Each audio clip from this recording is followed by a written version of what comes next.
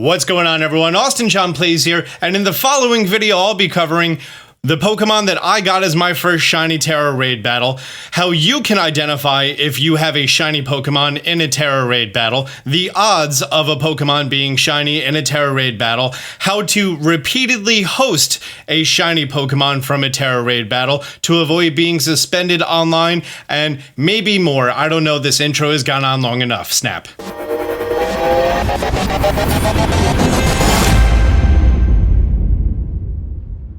I have been playing an excessive amount of this game, if you didn't know that already. I've done probably 300, 400 Tera Raid battles, almost exclusively in offline mode by myself. Mostly to get items, to make money, to test out new Pokemon builds, things like that.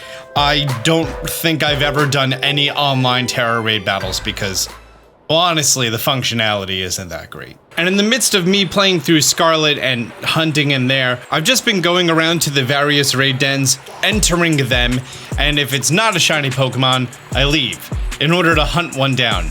Because yesterday, I actually found one, and it was a Hypno, and unfortunately, I didn't save before then. I didn't even think it was really going to happen because the chance of you encountering a shiny Pokemon in a den is greater than the wild Pokemon. I think it's 1 out of 4,100, and editing Austin put the actual number on screen. It's out of 4,100. It's not likely to happen. And just remember, it's not affected by the shiny charm or by sparkling power. You can't increase those odds. This is a shiny Kingambit. If you ever come across a shiny Pokemon in a Tera Den, there's a few things you can do here in order to, 1, get it for yourself, 2, if you want to share it with other people, and 3, get multiple of the same shiny Pokemon. So first, I'd like to cover what happens if you do find a shiny Pokemon in a Tera Raid Den. When you go in here, I'm just gonna go ahead and challenge alone. You're gonna enter the den, you see the eyes, and then you see the Pokemon in a full white silhouette, and then you see the color of it. It breaks away very, very briefly, and then the battle actually begins.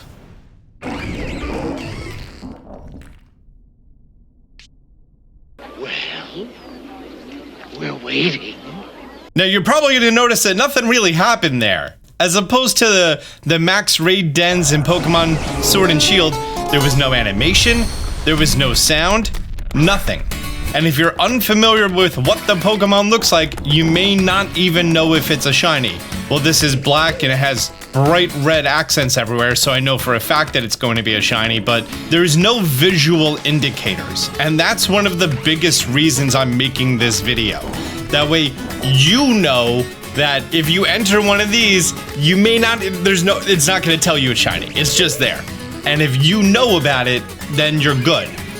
In that situation, you would wanna run from the Tera Den, because now you know that you have it. And this is going to remain on your screen until a certain amount of time in your day has passed. If you go and you try to change your clock, you can lose this. Oh, I have that weird thing that my mini-map is throwing up icons everywhere. Usually when I move, there we go. If you were to try to mess with your date and time, you may lose it, including setting it forward or backwards. First thing to do, go to options, make sure autosaves are off, and put down a hard save in front of that crystal, because this is your one shot, your one opportunity.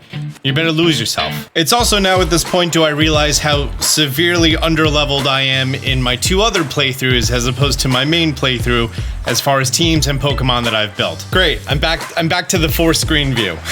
I want to go over a few things here as far as how you can enter the battle and then how you can continue to have the same Pokemon. If you were to be online and if you start a battle and then you either airplane out, you turn the game off, something else like that, you can be suspended from online interactions for up to 30 minutes as the game informs you, and we have seen the game actually enforce that. You're best off actually doing the battle. I'm going to challenge as a group to me, myself, and I, the best people to play with yourself. We're gonna join Tera Raid battles. I have to enter the link code, ++. It wasn't found on one of them. That can just happen. Just the communication may fail. I don't have the best Pokemon for this. I have my Superstar Iron Hands, I should probably on my secondary switch here do like a support mon, like Grimmsnarl or something. Shiny Kingambit, not in sync. That was trippy, okay. You're gonna do a defense, you're going to do an attack. I should have, instead of attack, done a heal up after this belly drum was executed. Electros is doing all right. Let's go for a defense and a heal up on the other two. Big ol' Thunder Punch on Kingambit because he's a water type. That was some nice damage, okay.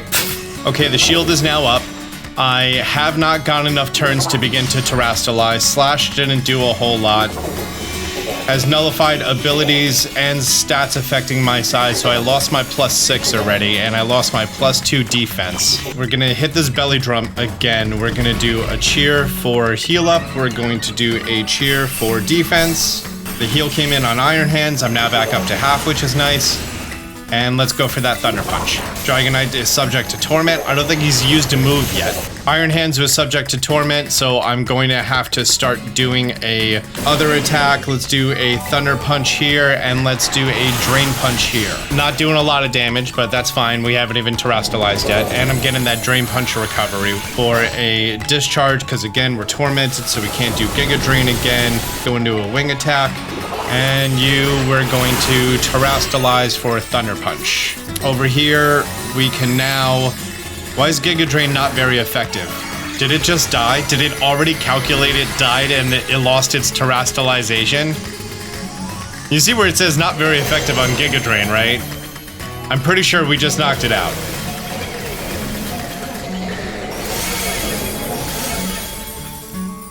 Yeah, apparently that's what happened. What's really interesting, though, is that on this game, he still had a little bit of health left there. Oh, all the Joy-Cons vibrated. We need to make sure we get it in the Premier Ball. Oh, he's blue, not black. Okay. The Terrastalization really threw me off there. And we're just gonna go for a regular Pokeball over here. Now, keep in mind that this one, bottom left, is the host. I'm still going to catch the Pokemon. I thought he was all black with the red accents, and I thought he was going to be so much cooler, but now that I know that he's blue, he's, you know, still cool, just not as cool. These two have the Kingambit. If I press A, they're now back in the overworld. That Pokemon is in their party. It's communicating. Now that the raid is done and executed, this switch can now just hit the home button, close the app, and reopen the app. So I actually just called a buddy of mine, aka Snuggie, he's a Twitch streamer, and yesterday he came across a Shiny Honchkrow raid. And when he was doing this raid in online mode, he was closing out on this caught Pokemon screen like I just showed. And he was able to do it a few times until he got the soft ban, which is for 30 minutes. Yeah. But he wanted to continue hosting this raid and sharing with people. So he recommended that what you should be doing is, after the raid is done, come back to the overworld and make sure you have autosaves off. Because as you just saw on that one, that now saving icon was appearing because autosaves are on this game. Sometimes I like to just run both of these on as a test of one if autosaves is on and one if autosaves is off, and then I'll reset it to make sure that it didn't just decide to save, because sometimes it does that, like if you trade Pokemon and stuff. So I'm gonna go in here again, and I'm gonna stare at this switch and make sure that it does not have the now saving once I come back to the overworld. If you come across a raid that has phenomenal drops, like a Blissey raid that's dropping 8 things, it will still drop those 8 things. Unless, you know, food buff for Terra power was used, or raid power, that's it. Unless that's the case, you're still good. So now everyone's gonna come back to the overworld with autosaves on. After the Kingambit was added to the party, we see now saving. With autosaves off, we see that it does not autosave after the deck screen. And the host with autosaves off, we see that it does not add and the Tera Raid is gone. Now again, just for demonstration purposes, I want to express to you that if you do any date skipping, you are going to run into trouble. So say for example, you think you're at the end of time and you want to, get yourself a few more hours and you go back, it's going to disappear. If you have autosaves on, you just lost it. If it now becomes the next day, the 20th, and I reload the game, it's no longer there. So now I've lost it because I'm on a different day. If I were to close the game again and go back to yesterday at that exact same time, what was that? There we go. It's there. So it looks like as long as it doesn't autosave, if you don't do a manual save and get a post-it pad and write down the time that your Switch was on when that crystal spawned and that time window, it looks like you can preserve this. Unlike Sword and Shield, where it's just gonna remain there indefinitely if you used a wishing piece, instead it's gonna act more like the natural raids that are gonna be spawning all over the place, and after a certain amount of time, it's gonna go away. But as we just saw, if you make sure that you're always going to be at that same time, it's going to persist, and you can continue to host that for people. There is one caveat to this that you should know, and I first read this in a private Discord group that did some testing on this exact thing, and whenever there is a promoted spotlight event that's occurring, like for example, the Eevee event and the Charizard event, things like that, that will overwrite the current raids. Meaning that when you go to load up the game, you're still gonna have your raid den in front of you. But when you go online and if you interact with people during one of these spotlight events, there's a high likelihood that your raid den will disappear.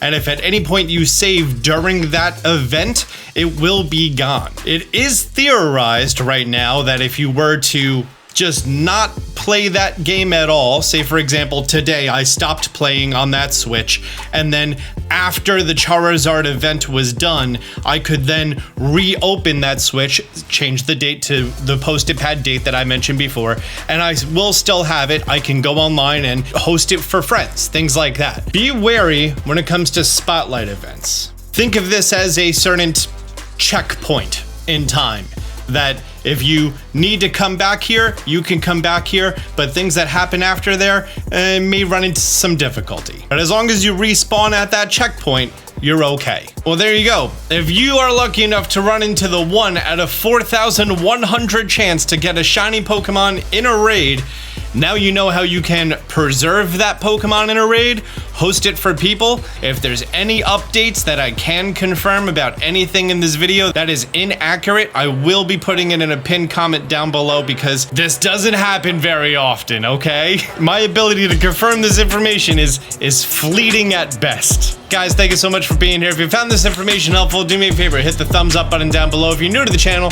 be sure to subscribe, turn on notifications. Until next time, Austin John out. Man, they see me shining like I got the charm. Stay strapped, got that jet ball in my palm. Fell from the sky, guess I'm the chosen one.